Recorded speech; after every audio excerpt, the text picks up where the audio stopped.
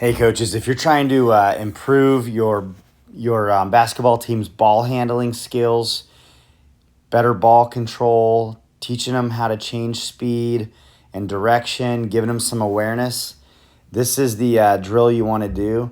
This is a chaotic drill, but it's going to be a lot of fun. I would recommend using this for maybe some of your. You could do this for younger players, but I would say use this drill for some of your older kids. This can be like a really good like starting the day workout or starting starting practice. And essentially, what you want to do is you just want to have your team set up two separate lines or both sides of the court. And you're going to need a bunch of basketballs, obviously, for this one. And essentially what they want to do is they have to maneuver around all of the cones here. So, this is going to teach them to change direction and speed and like keeping their head up. You're going to want to keep this thing going at all of the different levels here, or both sides at the same time. So like when that whistle blows, they're going, and they're working their way around the oops, I changed my color there and messed it up, but they're working their way around the defenders. You could use chairs or cones in this. You probably want something that they're not going to hurt themselves if they hit it, but it's not going to move, right? So those little cones, sometimes they get knocked around. So I'd put something a little bit bigger in here. But you want them going all at the same time. You want them starting. The second player is going to go when the first player is about, 10 feet or so.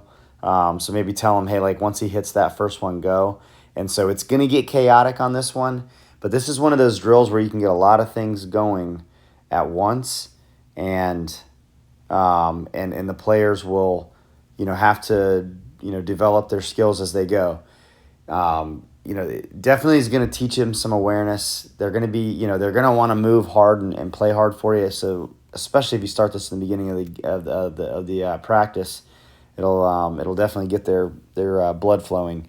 Some add-ons that you can do with this, like if you want to make it super crazy, add 2 balls at a time, 2 basketballs at a time. That makes it so much harder to dribble around, but you'll be amazed by how quickly they adapt to it and become better ball handlers.